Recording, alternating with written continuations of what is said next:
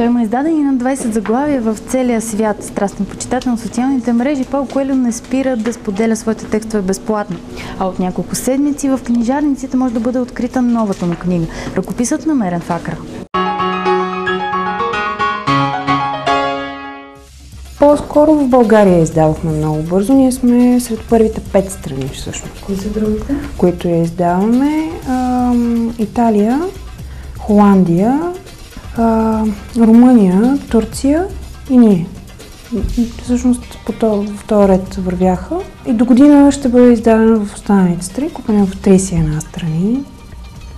Обикновено така при него. Няма такъв ръкопис. Фикция е.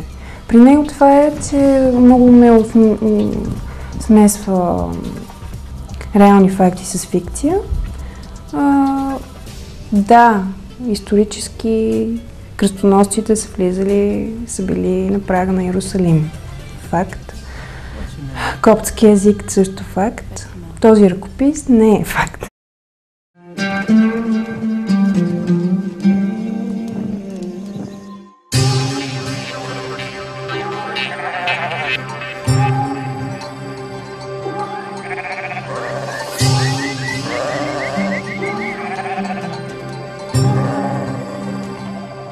Какво го е вдъхновило да напише?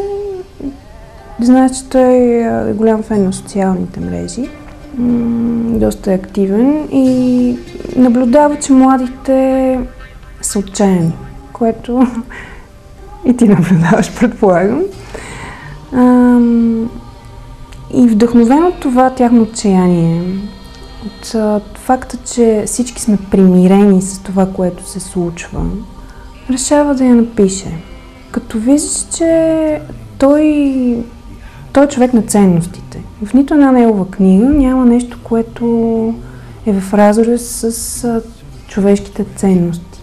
Любовта, взаимоотношенията, себеуважението, това преследваш мечтите си. И това всъщност го прави по един много достъпен начин, което го прави толкова харесвано. Виждаш, че расте едно поколение, което расте самотно. Виждаш, че всеки търси опора, рядко я намира. Всеки търси сродна душа, някой, който да го разбира. В крайна сметка, за да си писател, трябва да си наблюдател. И той със сигурност го е видял.